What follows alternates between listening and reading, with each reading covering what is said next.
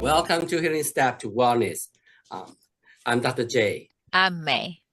your trusted guide to whole person health, one step And one bite at a time. at a time. Right. Well, thank you for joining us for this episode. Today, we have a very special guest. So we have May to introduce. Well, this is one of my favorite um, Firefighter. tribe member. Tribe members of the same tribe, lifestyle medicine tribe, to have a conversation, and we have been friends. He has been friends of Lotus Health Foundation with Dr. J for several years since the first day he connected with the Lotus Health Foundation at one of the conference. Since ever, he has devoted a lot of his time. So this is and Steve Thompson is a very special person. And I am so grateful that you spend the time here to have a conversation with us. And you also are going to share with us a lot of the things. Well, it depends on how much time we have. We may have to chop into two different interview time. But Steve, would you please tell our audience about you? Sure. So I won't go back to where I was born, but let's start with my rebirth. So Rebirth. I was about to retire at 62 years old. I was going to retire, and the organization I worked for had a clinic, and they offered, physicals and blood tests and things like that. So I thought, well, I'm retiring. I should get a baseline for where I'm at as I start my retirement years. And lo and behold, that resulted in me finding out that I was type 2 diabetic.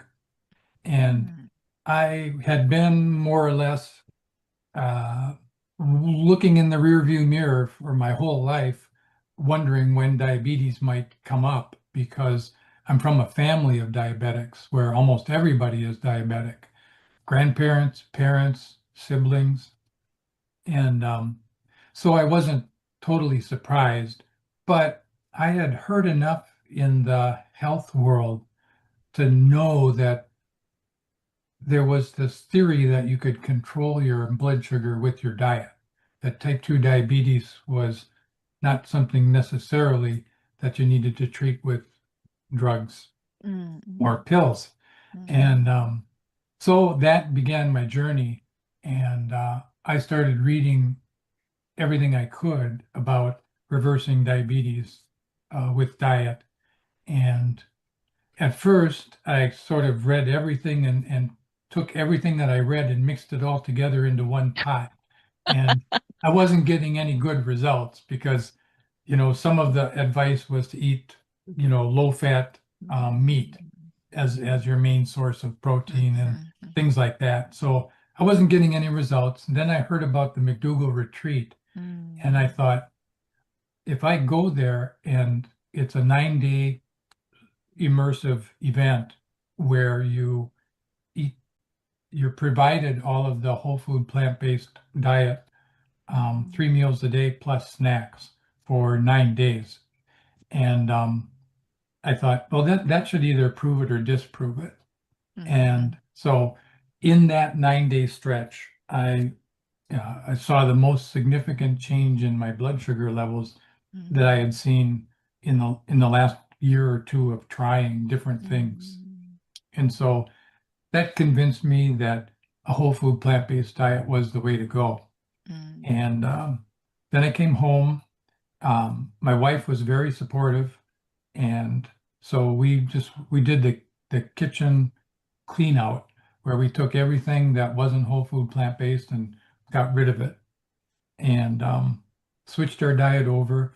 And that began a process of transformation where my objective was to manage my blood sugar. But what happened was I did manage my blood sugar, but about a dozen other symptoms that I had just attributed to old age started to melt away. I had acid reflux that was very terrible. I couldn't sleep very well at night because of the heartburn, had to elevate my chest. That went away. I had I had a limp because my hip hurt so much. And over the next year or two, it slowly got better and better and better to the point where now it's completely gone away. And I had achy joints, in addition to my hip, all of that went away. And so in general, it's like my health improved a lot. And so I got to that point that a lot of people do who are on the journey that I'm on, where they get to that point and they say, why did I never hear about this? Why? What happened in my lifetime that it took me till mid-60s to find these truths?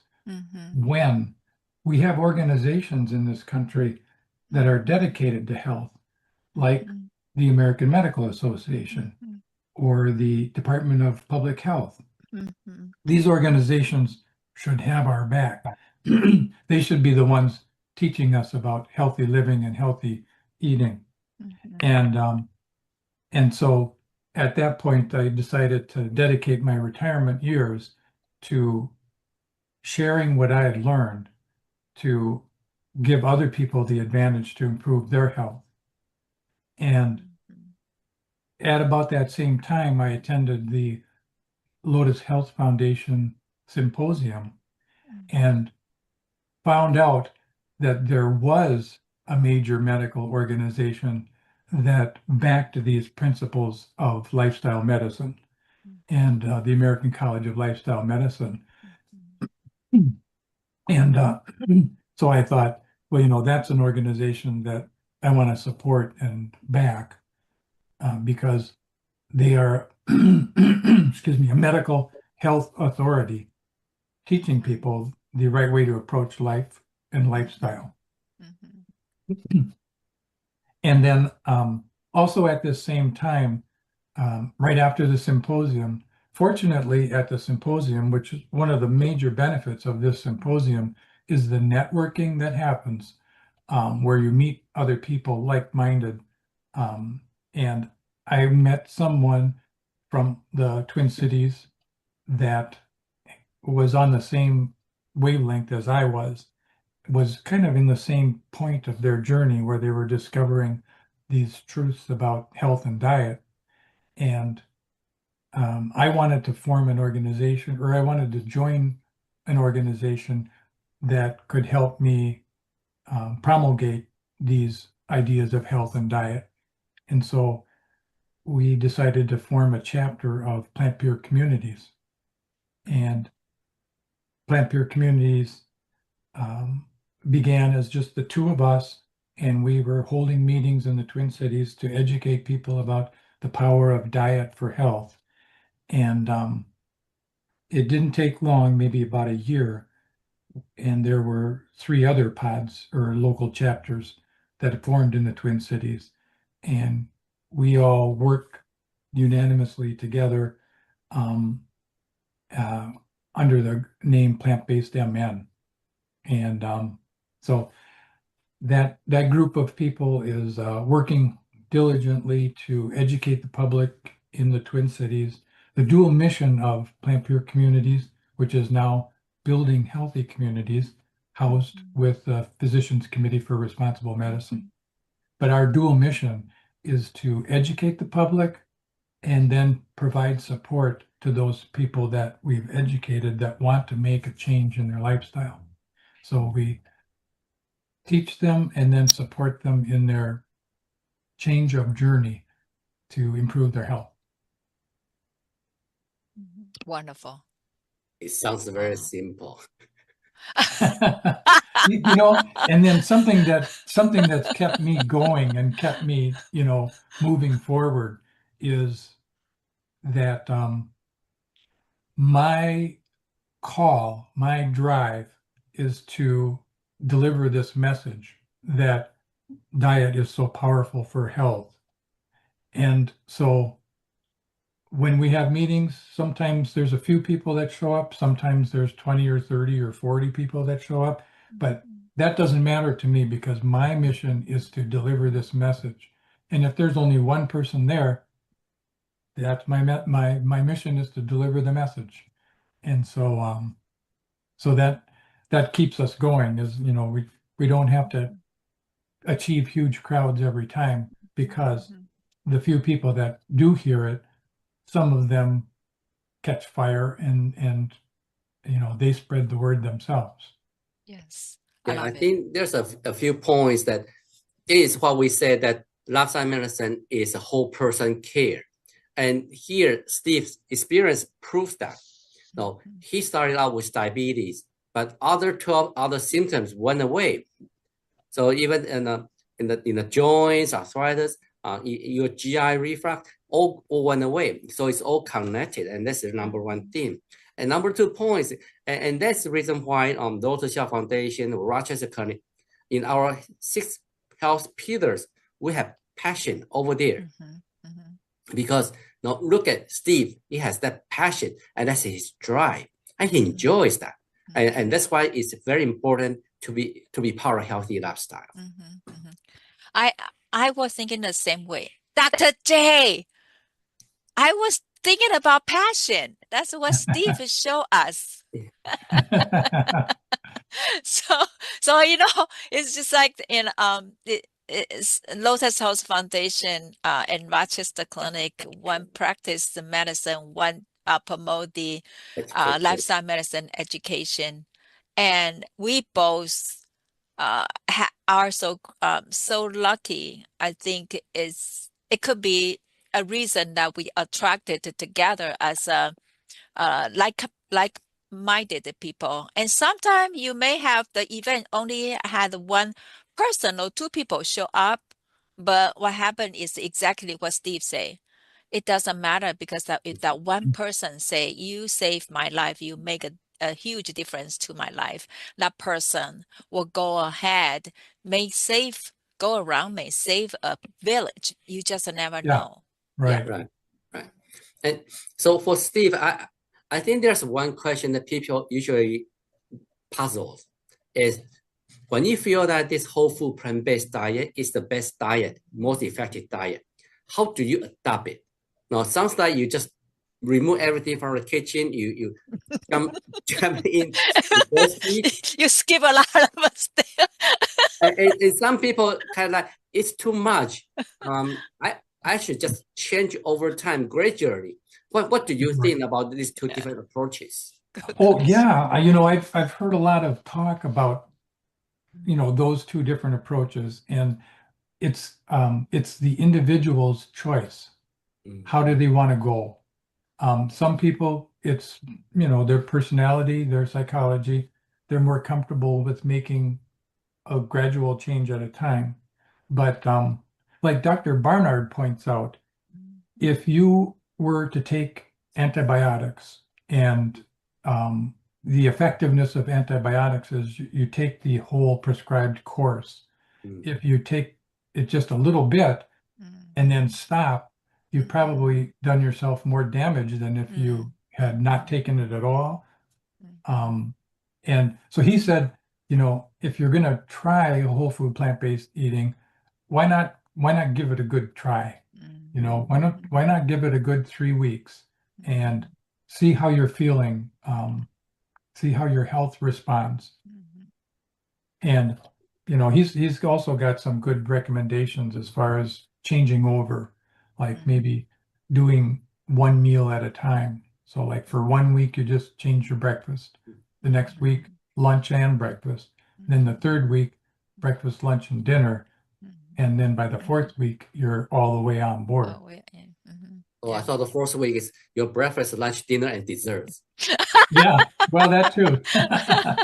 Okay, so one thing that Steve, when you were talking about your other symptom went away after you adopt the plant-based nutrition, how about your weight? Or you have been maintaining normal weight? Right, yeah, right. I forgot to mention weight because, you know, I was athletic in high school.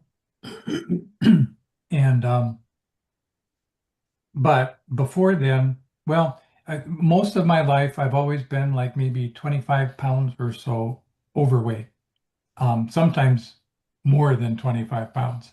Um, and so I've, my whole life I was never able to be a thin person. And then for about 10 years, of course, after I got married and um, was in my career, I was dining out a lot, so eating a lot of rich food, very big meals and things like that. So I had gotten up to almost like 225 pounds at my highest. So when I went on the diet, I was only interested in managing my blood sugar. I was always considered just a hefty guy. I was considered a big guy. Um, and I didn't really realize how overweight I was. But as the months went by, the years went by, I went from about 200 pounds down to about 160 pounds. So Wow. yeah, and Wow. and as that weight went off, my energy level went up too. Yeah. So kind of piggyback on Dr. J's question, how your wife, Janet, lovely Janet, she's so petite, um, how she incorporate all this recipe? Are those a plant-based recipe kind of new? Does it take you a lot of time for you guys to figure it out? How did you go about that? Well, I guess for every couple, it's a little bit different. But for us, because it was my driving force to change my diet, Mhm. I she only knew conventional cooking, right? And I was the one discovering healthier ways of eating. Mhm. And so the responsibility went over to me. So Mm. I became the cook. Ah, that's a bonus. Yeah, right. And it's very fortunate because a lot of couples that's their biggest struggle is Right. one of the partners is wanting to make the change and the other partner is not very interested. Mhm. And that's a very tough situation to Mhm. to um, navigate. But Mhm. for us, Janet fortunately was willing to change, and she witnessed her own health benefits from this switch over. So Oh, some of her health conditions improved a lot. wow. Wow. But Wow. the funny thing about metabolism and diet was that it's like she and I ate pretty much the same thing, meal after meal after meal. And I was like 200 pounds and she was slim and petite. She, she is one of those people that Dr. Lyle talks about, Dr. Doug Lyle talks about that, the 1% of people that, um, she's a, um, one of those people that can eat and eat and eat and eat and never seems to gain weight.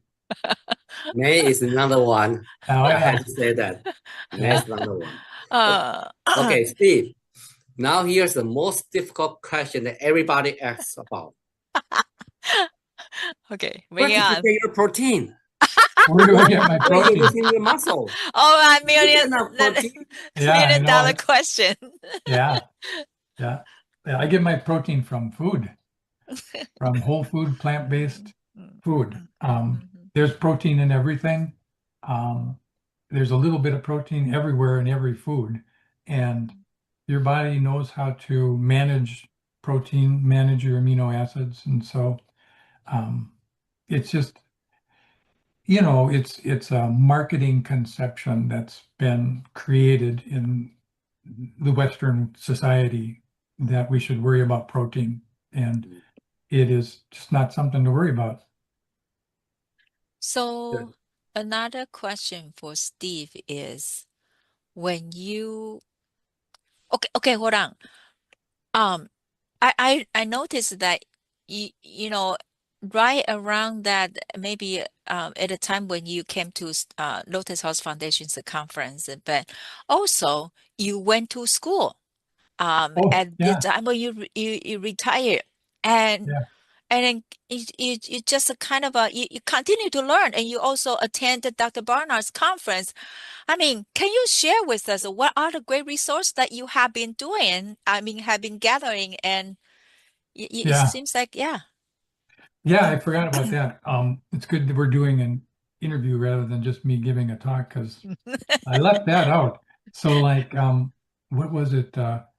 After after attending the symposium and going to Dr. McDougall's retreat and forming plant peer communities and getting all of that started, I thought, oh, I think I want to have a little more credibility behind my presentation.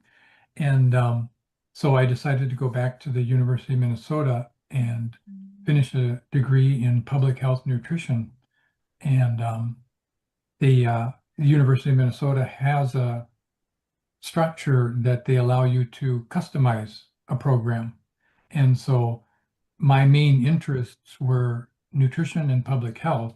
So they allowed me to combine those two departments and create my own Bachelor of Science degree of public health nutrition. And What was your occupation before, your profession before you retired? I was in financial services, customer service. Okay. So So, I'd worked in a group called Retirement Operations Customer Service. mhm. And so we developed an expertise in retirement accounts. And so that was our job, was to answer questions about retirement accounts for clients and for advisors. Whoa. So you already have that great customer service skill. You are a people person, and plus you're further advanced in the puppy health and nutrition. So plus your passion, and can you tell me, with all this wisdom and build on, with all this credibility that you have and your strength, how big the building healthy community right now, that the followers that you have right now, and how many branch that has Oh, been established? right. I don't know the figures exactly, but PCRM, well, the Building Healthy Communities um, division of PCRM is worldwide. So there are chapters all around the world. I think there's I'm thinking, 100 or so in the United States. but how about in Minnesota? Oh, Did you and Mary Larson uh, start the very first one in yeah. Minnesota? Yeah, we started the first one, and then three more formed in the metro area, and then one is formed in Rochester, Minnesota, and there's someone considering forming one in Duluth right now. So, which means that you and Mary start the very first part, and Right. now we have five, including Rochester. And even though the location in Rochester is kind of 70 miles away, but you have been very instrumental to help us set up, to provide your experience and knowledge, and also attend the meetup in Rochester quite often. Hmm. So, Yeah. and Yeah. then your email list, like, over a period of time, you have captured people who connect with you, want to join the community, and how many followers right now on your email list? Right. Yeah. So like after that symposium, Mary and I decided to form a Plant Pure Community chapter, a Building Healthy Community chapter. Yes. And it was 1 month before Veg Fest. And we decided, well, let's go for it. Maybe we can get a booth at Veg Fest. So we were able to accomplish that. And at that Veg Fest, we started our mailing list where we would ask people, if they'd like to hear from us more about meetings we're planning and events we're planning, would you like to join our email list? So it started then, I think it was 2019. And so now we have over 500 on that mailing list, and we send out a newsletter every first of the month to that group. Wow. And then we formed a meetup channel, or whatever you call it, in about 2020. And that meetup has about 2,000 some followers. So whenever we host a meeting and post it on Meetup, those 2,000 people are invited. Wow. I want to bring it back to your public health nutrition. So it sounds very interesting, and I have a few questions on that one. Number one is, what does that program look like?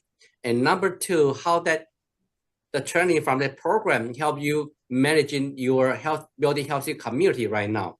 And number three is, what is your goal, what's your objective with that public health nutrition training? Oh, okay. So, the main reason why I wanted a degree in public health nutrition was to have the credibility to say, I have a degree in public health nutrition. Trying to think, I can't say that I learned very much that I didn't already know. Okay, we don't need to say it out loud. Our daughter Hannah also was at a nutrition program at that point. So yeah, right. So I had to, hold my tongue a lot in my nutrition classes. Sure. And try to gently steer the conversation towards the truths that I was aware of. Well, that's just like Hannah, when Hannah was in nutrition dietary program, and the advice Dr. Hans Deal gave her, fake it until you make it. Yeah. Yeah. Right. Yeah. And because I want to, part of my principle is you respect authority. right. I didn't want to challenge teachers and undermine them. Right. So that I is just true. would make my point in a politically correct way. Yeah. And Steve, I have been noticing that you have been very gentle with the people, and I believe this is a very unique skill set that you have to help people meet at where they at. When you in a public and you try to help them achieve their goal, how you see they are suffering. But how can I help you? Everybody has a story. Right. Yeah. Yeah. And I thought about that a lot over the course of the almost 10 years that I've been in this movement. I've thought a lot about, when I meet people and telling them about what I know. And I'm thinking now, if something I want to explore a little bit is when I meet someone and let them know that, I've studied nutrition and I've studied health, and I've made a lot of changes in my life and a lot of improvements in my health. What would you like to know, or what would you like to ask me? Rather than me telling them a bunch of things, I want to say, what are you curious about? Right. And I then love it. start from there. I love it. It's a motivational interview. Yeah, right. Yes. Dr. J, do you have a questions? The one I asked, I chop you off, so I'm so sorry. Thank you. I thought I had 3 questions for Steve, so he answered 1, so I have still another 2.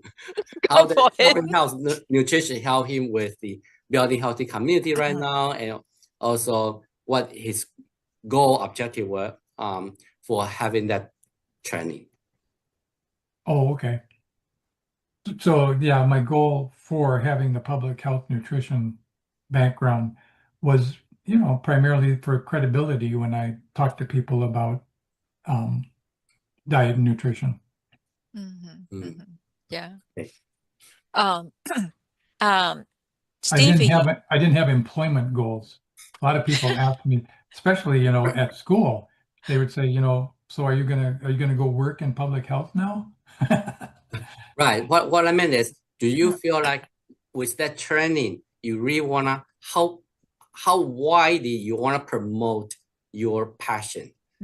Is there a Right. goal that I want to have so many chapters? I want to go to the entire state of Minnesota. I want to build it higher, or I want to, I don't know, have my cooking show just like me. Yeah.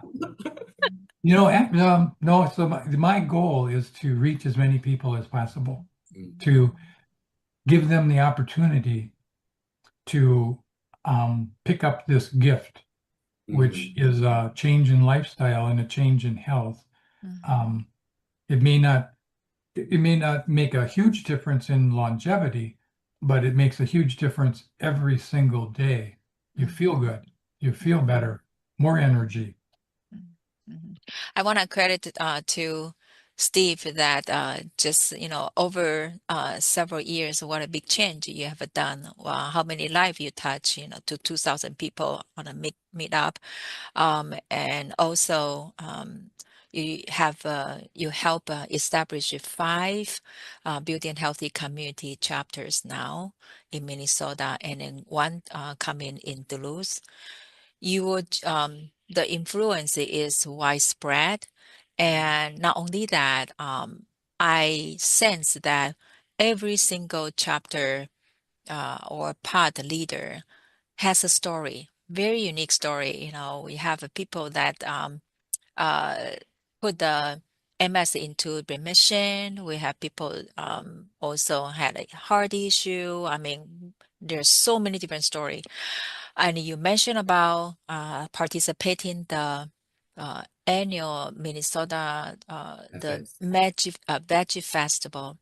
We have been boost together side by side, and the Yeah. beauty of that is we continue to support each other. The end goal is we want to help people and help them connected, hooked with the right Yeah. people, right?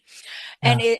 it's so neat to see that how any volunteers at that time that, for example, can help anyone who check in to see, oh, I have a certain illness, and my friend, my family about diabetes, we can immediately connect you and that person and further communicate. Because when our story can resonates with other people, or or they can see that, oh, if you can do it, I still have a hope. So never give up. And I truly applaud your passion and enthusiasm that willing to share your story and also share your wisdom, your compassion.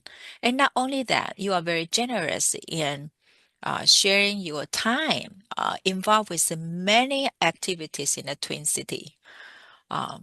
Sure. And Yeah. that's my next question is, with building healthy communities, what type of activities you have, frequency, whether it's routine schedule, something like that? You can Yeah. give us an overview like that. Sure. So one of our regular events is to have a dinner out at an Indian restaurant that offers vegetarian and vegan options. And then we also try to have a lecture once a month or so that is on a specific topic, like the protein myth, osteoporosis,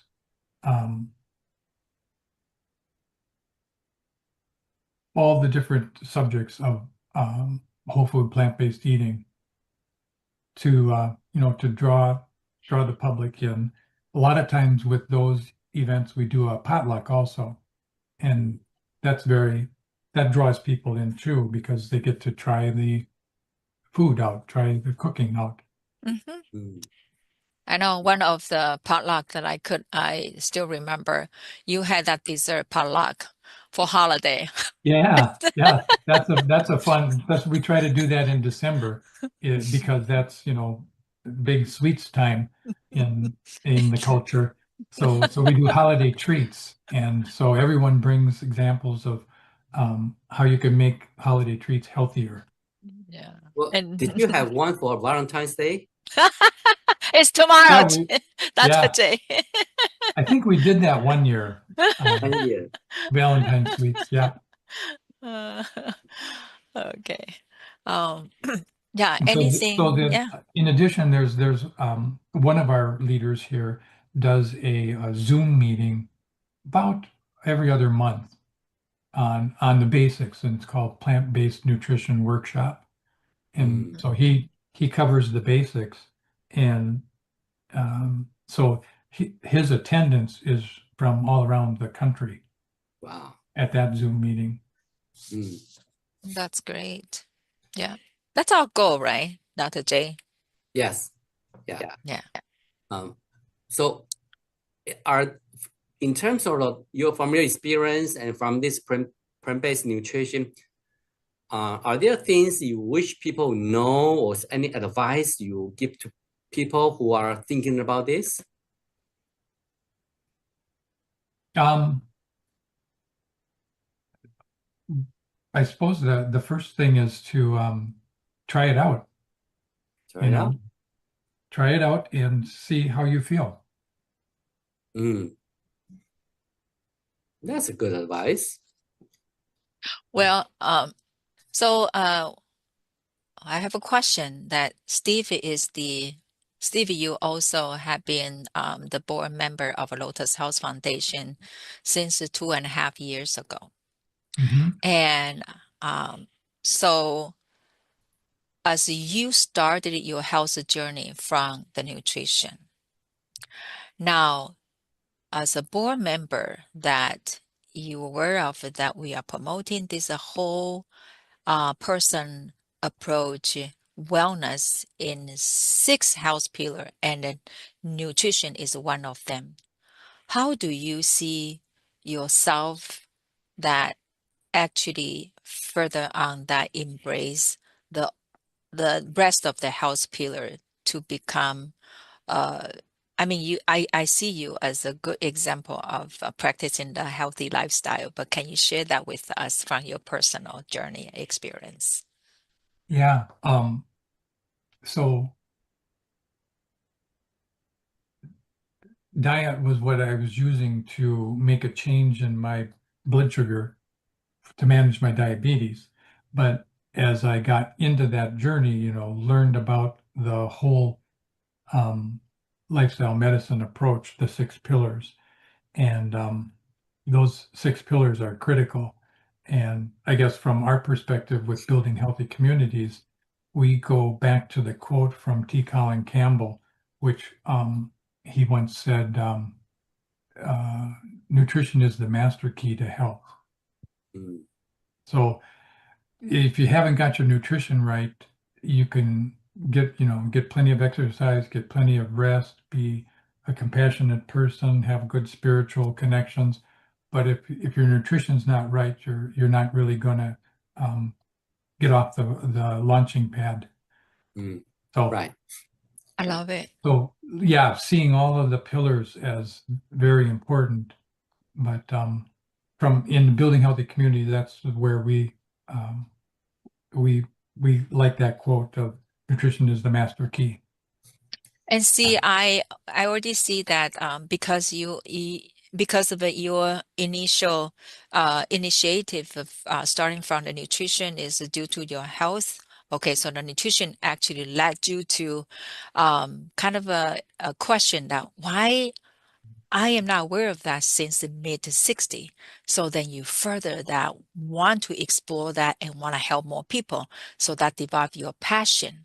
And then since you have more energy, then do you do like a regular movement as a part of your daily routine? Right, yeah. So I'm probably more in the blue zones kind of concept where I stay busy doing the normal things of life, rather than like go work out in a gym or something like that. Walking is kind of my main form of exercise, or exercise bike. in Minnesota with the way our winters are, walking isn't always a good option. So I've got an exercise bike. And then did you find that the sleep actually, you can sleep much better by doing all of this? Yeah. And then you create a beautiful community. So that's a part of the connection. Yeah. And what else? That one more thing that I hope all of this management didn't give you too much stress. and then stress. How you feel about stress management? Yeah, well, I've actually always been aware of managing stress. So whenever I feel myself getting stressed about something, I take a break and calm down.